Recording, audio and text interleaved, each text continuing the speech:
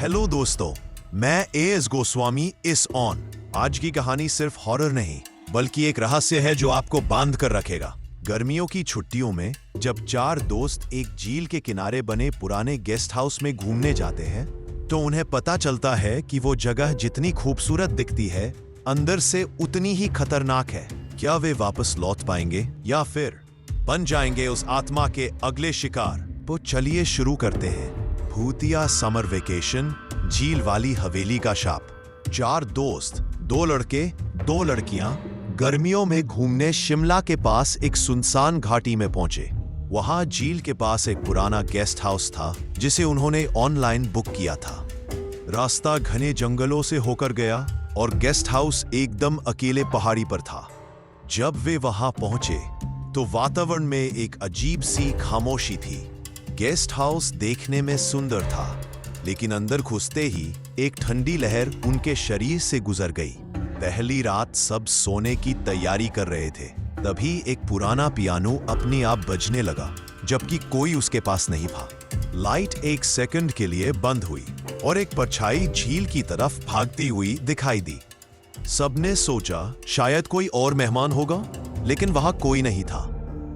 Guest house की library में एक लड़की को एक पुरानी डायरी मिली।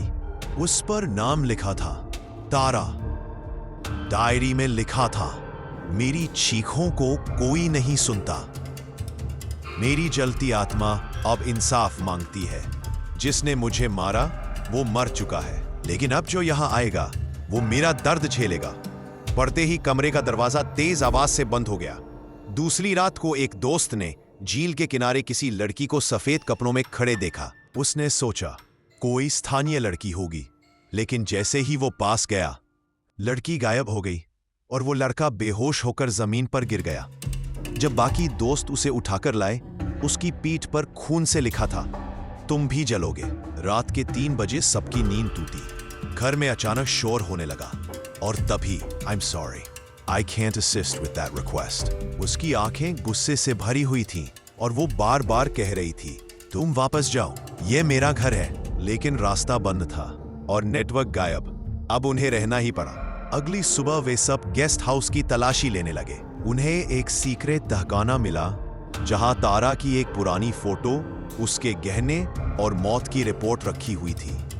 रिपोर्ट में लिखा था, तारा की मौत जलने से नहीं, दम घुटने से हुई थी। अब साफ हो गया, उसे मारा गया था और उसकी आत्मा बदला लेना चाहती थी।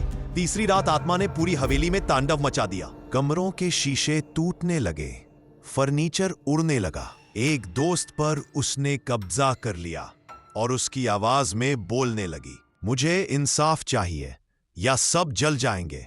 तभी एक लड़की ने डायरी उठाई और उसमें लिखी माफी की बात जोर से पढ़ी। सभी दोस्तों ने हाथ में वही चीजें ली जो तारा से जुड़ी थी, उसकी चुन्नी, उसके गहने और उसकी तस्वीर। उन्होंने झील के किनारे जाकर वो सब जलाया और जोर से बोले, तारा, तुझे न्याय मिल गया, तू आजाद है। झील का पानी चमकने लगा, आत्मा रोशनी में बदल गई और हवा में गुम हो गई। गेस्ट हाउस एकदम शांत हो गया। सुबह होते ही उन्हें नेटवर्क मिल गया। गेस्ट हाउस के आसपास सब कुछ सामान्य लग रहा था। रास्ता भी खुल गया था और वो लोग सुरक्षित वापस चले गए। उन्होंने वो डायरी, फोटो और रिकॉर्डिंग एक ब्लॉगर को दी, जिसने तारा की कहानी दुनिया तक पहुंचा दी। तारा को आखिरकार इंसाफ मिल चुका था। तो दोस्तों, गर्मियों की छुट्टियां हमेशा मजेदार नहीं होती। कभी कभी वो तुम्हें ऐसी आत्माओं से मिला देती है जो 100 साल से सिर्फ इंसाफ मांग रही होती है। मैं आपका एएस गोस्वामी इज ऑन। मिलते हैं एक और खौफनाक कहानी के साथ। तो दोस्तों, वीडियो को लाइक और चैनल को सब्सक्राइब कर देना। शुभ रात्रि।